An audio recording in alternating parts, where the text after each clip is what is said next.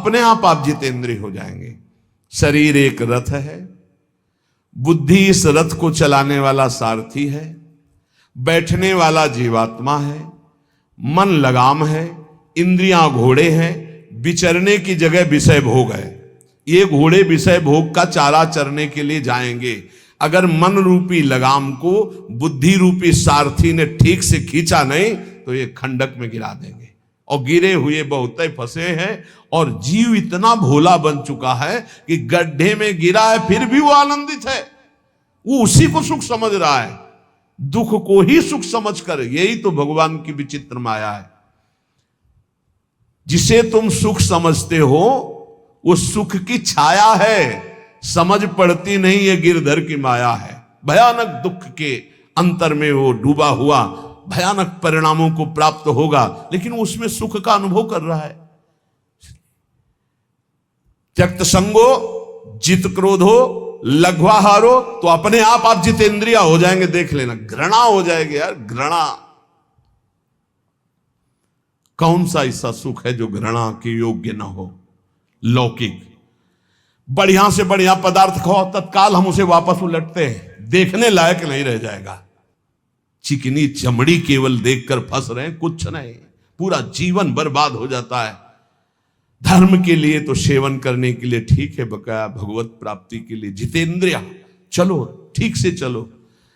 पिधाय बुद्ध्या द्वाराणि मनो ध्याने निवेशयेत्, शून्य स्वेवाव काके गुहासु च वनेषु च, नित्य युक्ता सदा योगी ध्यानम सम्यक उपक्रमेत। श्री दत्तात्रेय जी महाराज कह रहे हैं, बुद्धि को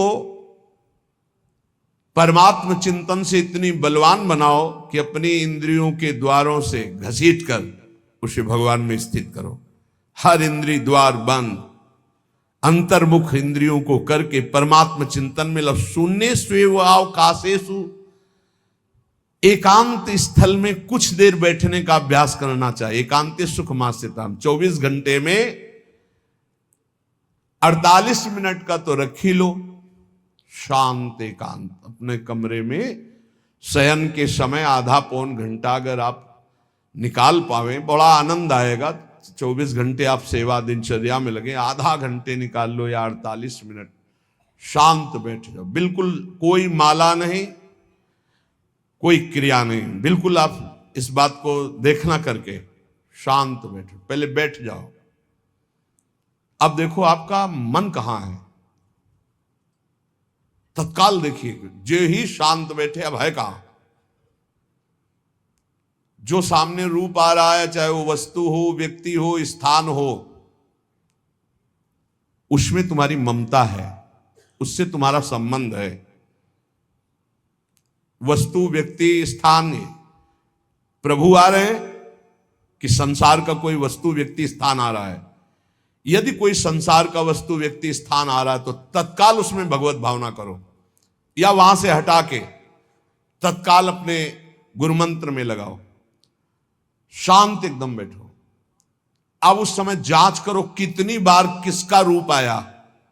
प्रभु का कितनी बार आया, संसार, और जिसका जितनी बार आए उससे अधिक नंबर देखिए कि 5 बार तो उस पुरुष का आया, 5 बार उस स्त्री का आया, और एको बार प्रियाजू का नहीं आया। इसका मतलब अभी प्रियाजू में हमारा मन नहीं लगा, अभी यहां स्त्री पुरुष में, वस्तु में, व्यक्ति में, स्थान में लगा। जांच करो और हृदय में पश्चाताप करो। धिक्कार है, इतना समय हो गया, एक बार भी प्रियालाल का रूप नहीं आया। यही सांसारिक रूप आ रहे, ये सांसारिक वस्तुएं आ रही। धिक्कार है हमारे मन को, धिक्कार है हमारे जीवन को। ये हम आपको आंतरिक बात कह रहे हैं। पूज्य भाई जी महाराज, जिस समय मन को धिक्कार दिया जाता है, जलन होती है, जब जलन होती है तो निर्मल होता है, निर्मल होता है, निष्पाप होता है, मल भस्म होता है। जो ताप अंदर मन में होता है प्रायश्चित का, उससे अब बार बार सामने आपको जो गुरुमंत्र मिला है उसको लिखिए। कोई माला नहीं, बहुत आराम से, कोई जल्दीबाजी नहीं, 1 मिनट में एक बार लिखेंगे। यहां कोई संख्या हम नहीं बोल रहे, यहां कोई आपको नहीं कि 108 बार करना है कि 50 बार करना, 5 बार करो केवल। हम कह रहे 5 बार आराम से लिख रहे, शांत बैठे, खूब आराम से, बढ़िया रा बहुत बढ़िया, धा, राधा, राधा, रात। आप देख लीजिए, अब ये भाग जहां रहा है, पकड़ो कहां भाग के जा रहा है। इस वस्तु से क्या संबंध है, इस व्यक्ति से क्या संबंध है, कितनी बार इसको छुआ है, देखा है, भोगा है, मिले हैं, सूंघा है, कितनी जन्मों में। धिक्कार तुझे मन, जो तू राधा नाम को छोड़कर, प्रियाजू के इस अमृत में नाम को छोड़कर भाग रहा है, फिर उसे लाओ नाम में, फिर लाओ नाम में।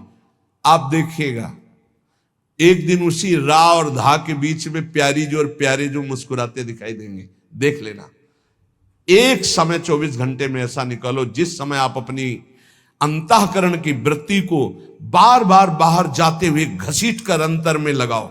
हर समय साधन में लगे हो, लेकिन एक समय इतना साधन कर, जो गृहस्थी में हम कह रहे हैं 10 मिनट शुरू करो भाई, 10 मिनट से 10 मिनट शांत होकर बैठ जाओ। 10 मिनट बैठने में क्या परेशानी, उस समय जांच करो, जहां जहां मन जाए वहां से हटाकर नाम में लगाओ। बार बार सुंदर स्वर्णिम अक्षरों से नाम लिख रहे, रंग बिरंगे अक्षरों से, रा और रंग से, बड़ी आ की मात्रा और रंग से, धा और रंग से, बड़ी आ की मात्रा और रंग से, ऊपर के ऐसे खेलो, मन को खिलाओ, राधा नाम में खिलाओ, डुबाओ इसमें। आप देख लेना, हमारी बात को समझ लो। केवल ये वो बात कह रहे हैं जो आपको प्रियाजू के रूप के ध्यान में डुबो देगी। यही राधा नाम रूप प्रकाशित करेगा। तेरो रूप कहत नहीं आवे, सी हरिवंश कछुक जस गावे, वो रूप ये प्रकाशित कर देगा। तो कहना शून्य स्वेवाव काशेषु, एकांत स्थान में जहां आपको विक्षेप न पड़े। ऐसी वृत्ति के समय अगर आपको कोई शोरगुल सुनाई दे रहा हो, आपका अभ्यास दृढ़ नहीं, तो एक रुई को ऐसे कपड़े में करके, महीन कपड़े में 2 बना लो, ऐसे लगा लो, कान में लगा लो, आवाजें नहीं जाएगी। अब ध्यान करो, देखो साधन की प्रणाली। और जब अपने साधन की बात होती है ना, तो आप हजारों अलग अलग आवाज करो तो हमें बस इतना समझ में आएगा कि चिड़िया चहचहा रहे हैं, आवाजें निकल रही, बस हमारे लक्ष्य में कोई अंतर नहीं पड़ने वाला। और अगर डूबना हो गया तो आवाज भी खत्म, श्रवणेंद्रिय होते हुए भी शोरगुल नहीं सुनाई देगा। पर प्रारंभिक दशा में ऐसा चाहिए। अगर आपको बार बार विक्षेप हो रहा हो, विक्षेप तो इतना कि घड़ी का टक टक भी बर्दाश्त नहीं होता, मन है ध्यान में बैठे ना, वो पहली बार एक खिड़की खुला है, खिड़की खुला है, खिड़की, अब उठो, पहले खिड़की बंद करके आओ। ये इसको बैठते ही देख लो कि कोई ऐसा प्रश्न तो नहीं कर रहा कि अमुक कोई बात हो, उसको निपटा दो पहले। हम सबसे पहला काम करते थे, अगर राधा वल्लभ जी के दर्शन करने जाने हो, हमें इत्र खरीदना, तो सबसे पहला काम हम इत्र खरीदेंगे। क्यों? ये दर्शन नहीं करने देंगे, इत्र खरीदना है। बार बार कहेगा इत्र हमें दर्शन में नहीं डूबने देगा, तो पहले हम वो काम सब कर लेते थे जो राधा वल्लभ जी के दर्शन के बाद कर रहे हैं। अब दर्शन में तो केवल दर्शन।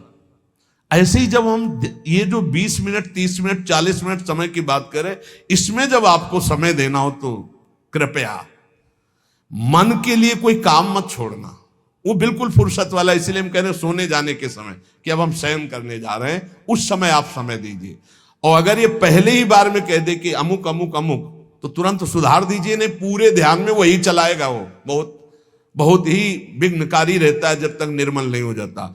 और जिस समय नाम पकड़ने लगता है, ऐसा आनंद आता है कि केवल रोने का मन करता है। आप इसको करिएगा जरूर, एकांत स्थल पे करिएगा। और जब ये करने बिन करे तो कान में श्रवण होता रहता है शोरगुल। तो ये हमने किया है प्रारंभ में, रुई में ऐसे, और एक महीन कपड़ा का बना के ऊपर कपड़ा से ऐसे, और ऐसे खूब ठास के भर ले, अब आवाजें ले जाएगी, अब अंदर राधा राधा राधा, आनंद आएगा। ये प्रारंभिक है, ये आगे चल के इनकी जरूरत नहीं पड़ती अंतर्मुख होने पर।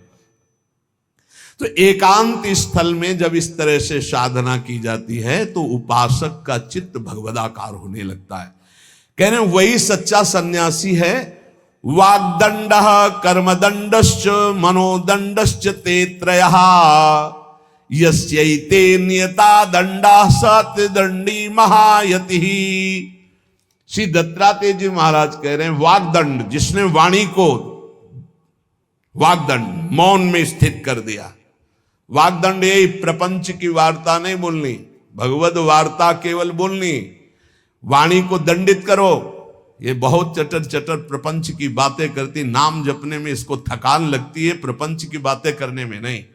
इसलिए इसको मौन के द्वारा वाणी को शासन में रखो, या तो भगवत चर्चा या मौन।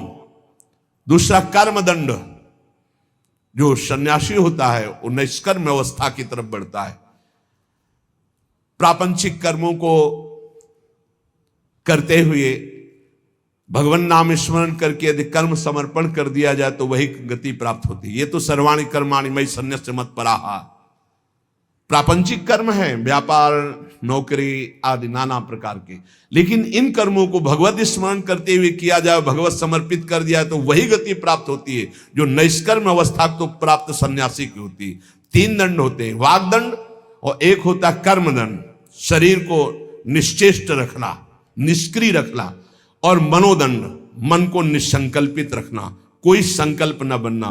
इसे संन्यास भाव को प्राप्त महापुरुष की अवधूत स्थिति तक पहुंचने का यह रास्ता है।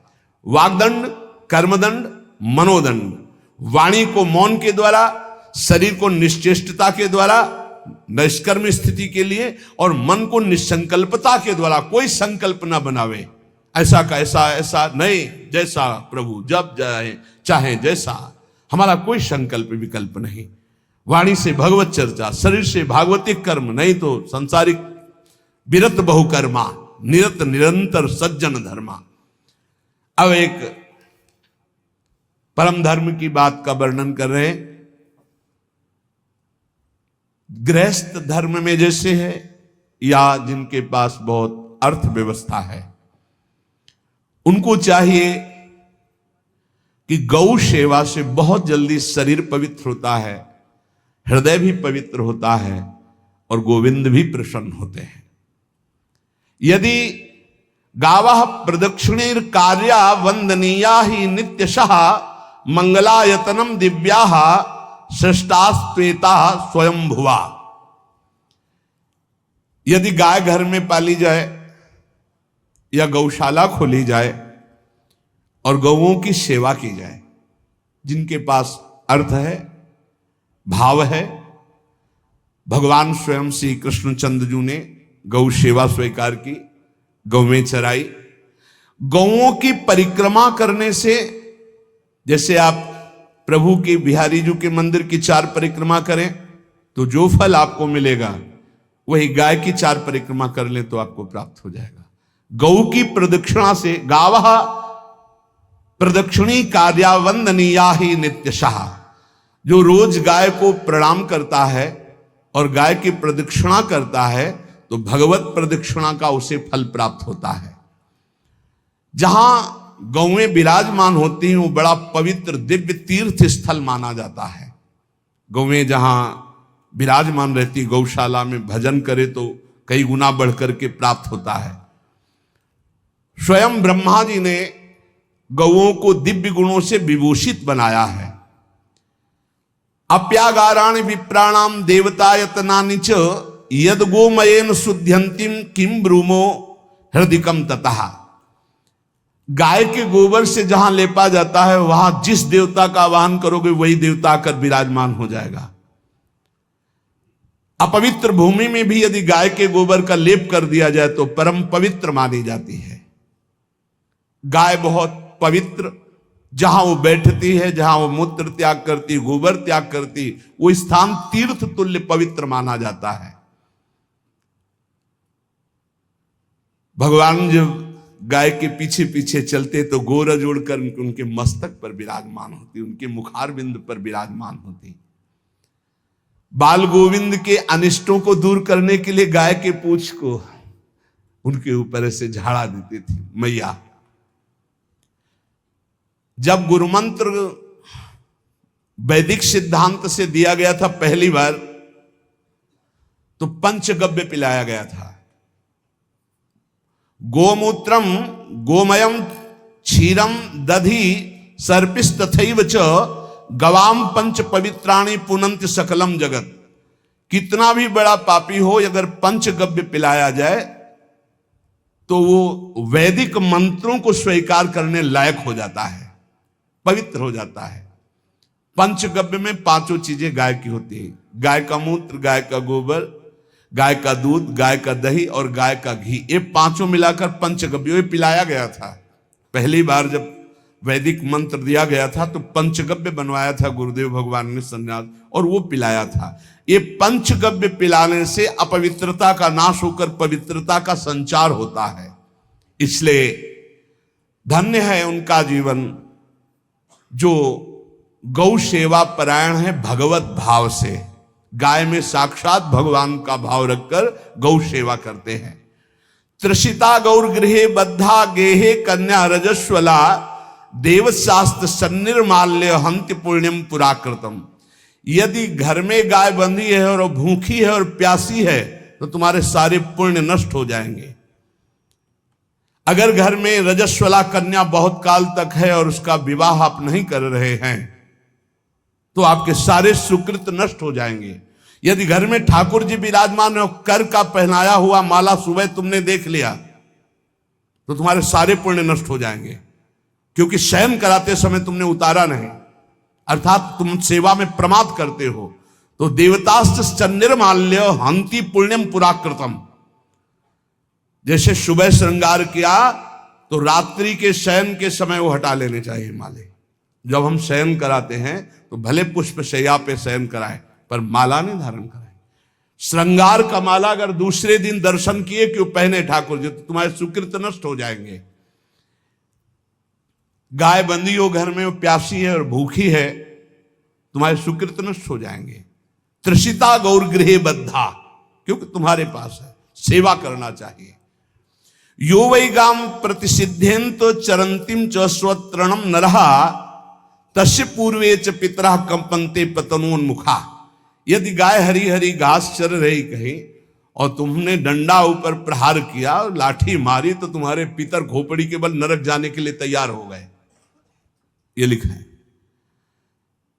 चरंतिम स्वम तृणम नरहा तो तस्य पूर्वे च पितरा कंपन्ते पतनोन्मुखा।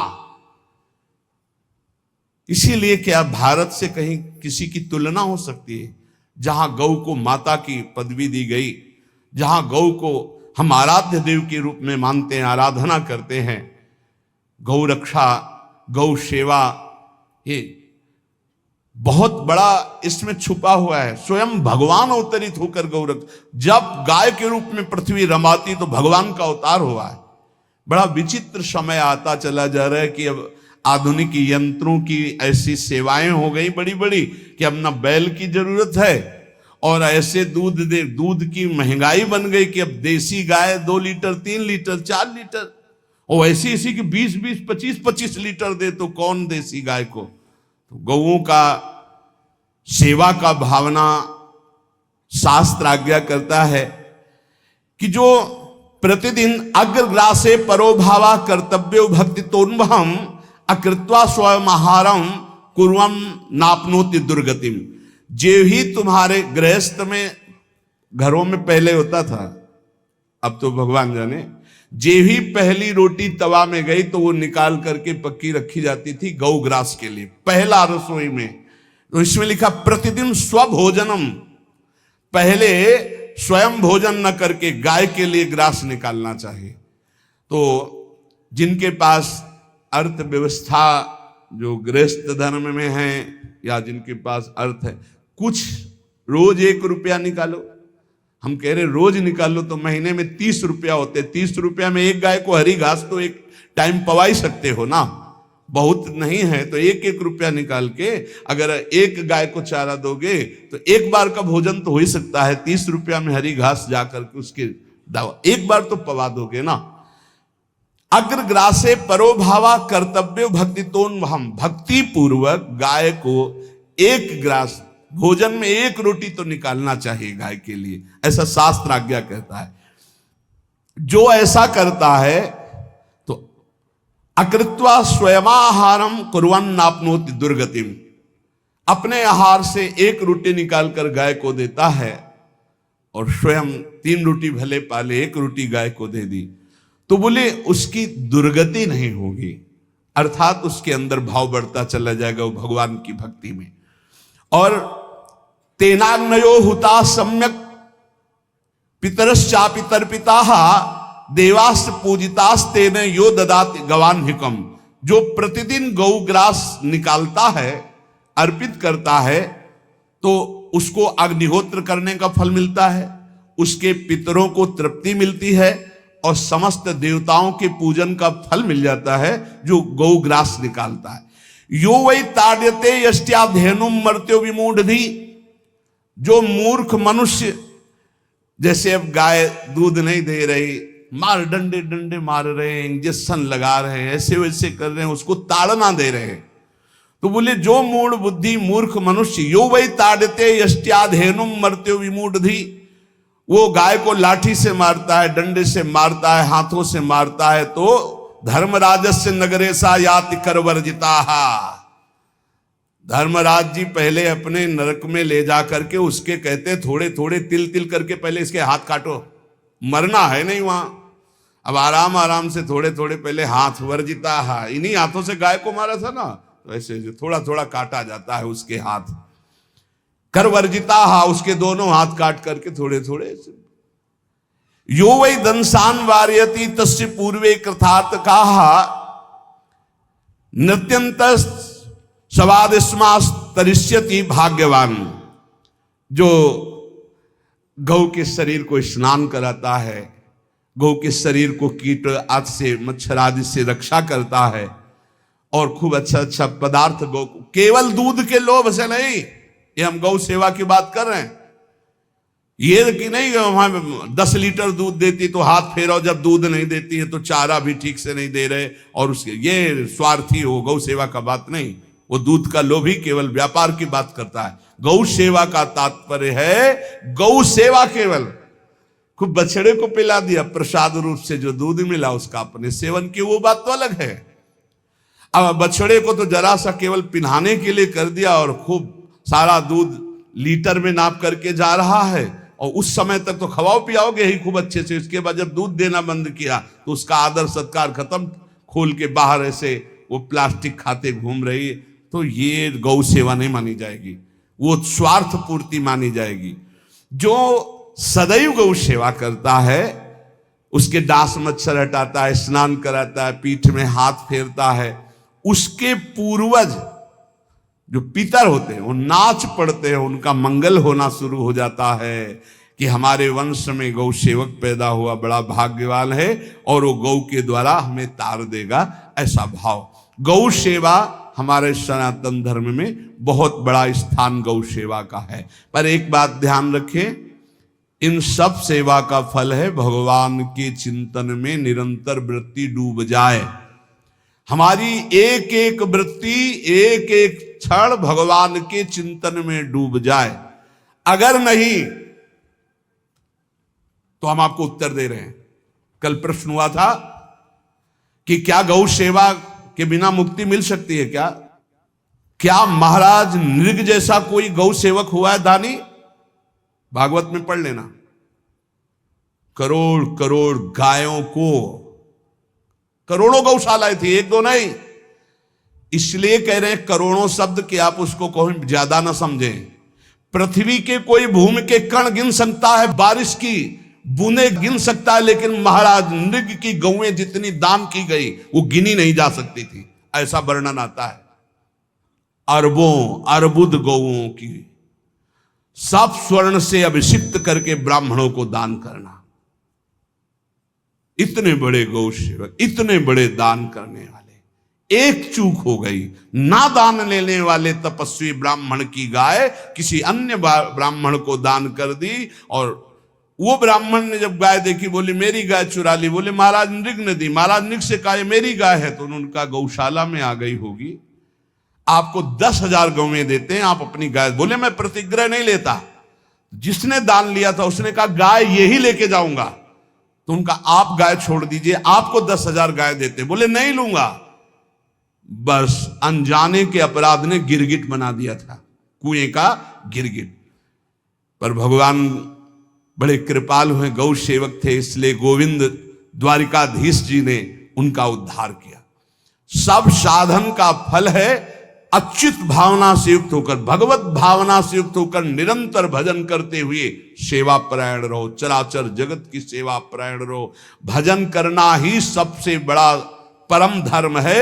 हम सब सेवाएं करें जगत की, लेकिन अंदर से राधा राधा राधा, गोविंद गोविंद गोविंद गोविंद, आनंद आ जाएगा। तन से सेवा करो, मन से भगवान के चिंतन, मामुनिस्मर युद्धते, भगवान के चिंतन में रहो। सेवा और व्यापार में अंतर होता है। गौ सेवा के बहाने से धन का जो दान लेना है और उसका अपने में प्रयोग करना, मैं पितरों सहित नरक जाना है, लिख लो। गौ सेवा के बहाने से दान लेना और उसका अपने परिवार के सुख में पैसे का प्रयोग कर देना या अपनी वासनाओं की पूर्ति में लगा देना। आया गौ सेवा के लिए और आप प्रयोग कर रहे हैं गाड़ी घोड़ा नाना प्रकार के सांसारिक भोगों में, तो लिख लो पितर सहित तुम्हारे नरक जाएंगे, क्योंकि गौ सेवा के लिए आया है। गौ सेवा का धन सिर्फ गौ सेवा में ही लगना चाहिए। आप गौ सेवक है, दूध पान कीजिए, रोटी खा लीजिए, लेकिन गौ सेवा का अर्थ आप अपनी वासनाओं की पूर्ति में, अपने मनोरंजन में या अपने मन के संकल्प भावना में नहीं पूरी कर सकते। गौ सेवा के लिए ही पूरी कीजिए। गौ के वास का निर्माण, गौ के भोजन की व्यवस्था, वो दूध दे ना दे, वो कैसी भी अवस्था में हो, उसकी सेवा परायणता, उसके लिए सेवक रखना, सेवकों को भी सुख प्रदान करना, लेकिन स्वयं कभी गौ के सेवा के लिए आए हुए धन का स्वयं के लिए भोग न करना और निरंतर भजन रखना, उसे परम पद की प्राप्ति हो जाएगी। इसलिए हमारे सनातन धर्म में गौ सेवा का विशेष महत्व है और इस महत्व को सबको स्वीकार करना चाहिए। यदि आप गौ पालन स्वयं नहीं कर सकते तो 4 लोग मिलकर के, क्योंकि आज जो गायों की व्यवस्था वो बड़ी दयनीय हो रही है। दयनीय इसलिए हो रही कि दूध की अधिकता के चाह रखने वाले भैंस रखते हैं या विदेशी गाय रखते हैं। अपनी भारतीय जो देसी गाय है वो उतना अधिक नहीं देती कि 40 लीटर 30 लीटर 25 लीटर, बहुत अधिक देगी तो 5 और 8 लीटर। देसी शुद्ध गाय अपनी जो है वो 8-10 लीटर, बहुत जब व्यवस्था हो। नहीं तो अपने गांव में तो देखा है 2-2.5-3 लीटर से ज्यादा नहीं देंगे, 1.5 लीटर इधर 1.5 लीटर उधर, या बहुत हुआ तो 2 लीटर 2 लीटर, पर वो स्वर्णिम दूध होता है। जो दूध की चाह रखने वाले जन थे अब वो गायों को नहीं रखते, देसी गायों को कोई बिरला ही रखता है। अब पहले बैलों की जरूरत होती थी, गाय बछड़ा दिया तो आनंद होता था कि किसानी के काम में। अब तो ट्रैक्टर है तो बैलों की जरूरत नहीं। अधिक दूध के लिए अरे अब तो पशुओं की जरूरत नहीं, केमिकल से दूध बन रहे हैं, टैंकर के टैंकर। तो फिर हमारी जो गायें हैं उनकी बड़ी दुर्दशा हो रही। तो हमें चाहिए कि जो गृहस्थ जन हैं, धनी मानी जन हैं, या जिनके पास शरीर व्यवस्था, बौद्धिक स्तर सेवा परायण, अर्थव्यवस्था, वो थोड़ा 4 गायें की व्यवस्था करके उनकी सेवा करें, क्योंकि हमारे सनातन धर्म का स्वरूप है जहां मां पदवी दी गई है गांव को, गौ माता कहा गया है। गौ में समस्त देवता विराजमान है। गौ का बहुत बड़ा महत्व वर्णन किया गया धर्म शास्त्रों में। यहां तक कि जब कोई ऋषि नाराज होता था तो आगे गाय करके जाया जाता था तो क्षमा हो जाती थी, गाय को देखते ही वो क्षमा कर देते थे। बहुत महिमा वर्णन की गई है गौ की। इसलिए जिसको भी अगर नहीं अर्थव्यवस्था है तो एक रोटी तो निकाल सकते हो ना। तुम्हारी रसोई में रोटी बने तो पहली रोटी निकाल लो और आसपास जहां गाय बंधी हो तो उसको दे आओ जाकर, तो कम से कम धर्म का पालन हो जाएगा, गौ सेवा बन जाएगी। तो गौ सेवा, चराचर जगत की सेवा, भगवत सेवा, सबका फल है। फिर प्रारंभ में आ जाइए स्मृति।